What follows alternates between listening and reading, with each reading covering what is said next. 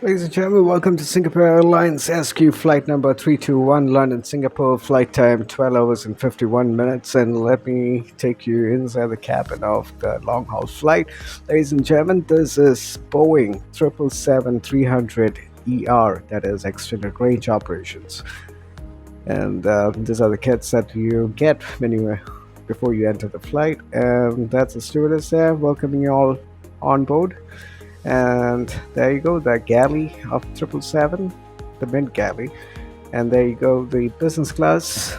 Look at the seats, that's pretty wide and very comfortable also. And the steward there going to welcome you to the super economy. This is where the economy class starts.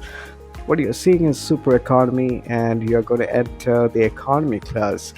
And the seat is 45K, which is next to the wing, and that's the seat. That's the economy seat for Singapore Airlines. And there you go, the IFE entertainment systems and the leg room. And that's the wing of 777. That's a very huge wing, ladies and gentlemen.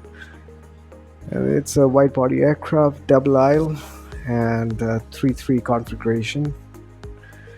And that's the IFE powering up and showing welcome on board. And it has got a 32-inch of pitch for the seats, and that's the care system or the care kit that they give you on board. And that's the entire complete set. And this was during that COVID times. And let me introduce you the cup holder there. Ladies and gentlemen, now you've seen what Boeing 777 is, and on the fateful night of 20th May 2024, what made the aircraft drop? For the first 10 hours, everything was fine. Then the plane started tilting upwards and shaking. I started bracing for what was happening, a 28-year-old Malaysian passenger told Reuters. He had his seatbelt on, but many others did not. Just a few seconds later, SQ321 suddenly dropped in the sky. According to the passengers on board, the drop was dramatic. Everyone seated and not wearing a seatbelt was launched immediately into the ceiling. Some hit their heads on the baggage overhead and dented it, and objects were flying around the cabin. The fall only lasted a short while, but the damage was severe.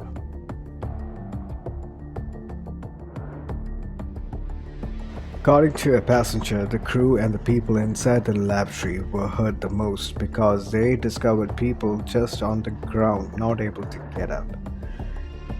There were a lot of spinal and head injuries. Another described seeing other passengers giving first aid or injured passengers screaming in pain. One of the crew members said it was by far the worst turbulence she had experienced in her 30 years of flying. Parts of the plane interiors were damaged. The plane was forced to make an emergency landing. It was diverted to Bangkok, and it landed at 3:45 p.m. local time at Bangkok. The injured were rushed to the hospital. 53 passengers and one crew member were hurt, and 7 of them in critical condition after suffering head injuries. A 73-year-old British man has died, likely suffered a heart attack. Thai authorities say no other deaths has been reported so far. Let's ask Mr. Alvin Lee, who is a technical expert and the investigation team, what really caused the aircraft to drop. The flight encountered clear air turbulence, which is not, you cannot see it on the radar because it's not caused by cloud.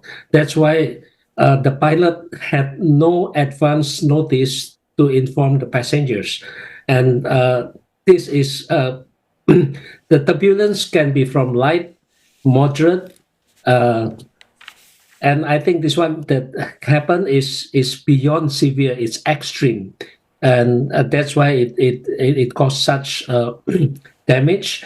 And at the time of the occurrence, I noticed that it probably happened just after lunch was served. That's why I expect a lot of passengers were queuing to use the toilet. And this is where injuries happen because the aircraft was tossed violently in the air, and probably it was impossible to control. And I believe the pilot made a good decision to divert and land as quickly as possible in Bangkok. That's all. Ladies and gentlemen, let me introduce you to Captain Andrea. She will be able to give us a simple explanation on what really is CAT, clear air turbulence. Let's hear it from her. Clear air turbulence caused by jet streams tends to be due to a very narrow band of air that's moving very rapidly. That narrow band of air may only be 2,000, 3,000 feet thick. And if that's the case, then you can just climb or descend a couple thousand feet and be out of it right away. So when we encounter clear air turbulence, the very first thing we'll do, of course, is turn the seatbelt sign on, make sure we call back to the flight attendants and make sure they're either seated if it's bad enough, or that they're checking the passengers are seated if it's not bad enough. We'll talk to air traffic control right away. We'll figure out what the planes ahead of us are seeing and if they're doing any better at any other altitude so we can climb or descend immediately.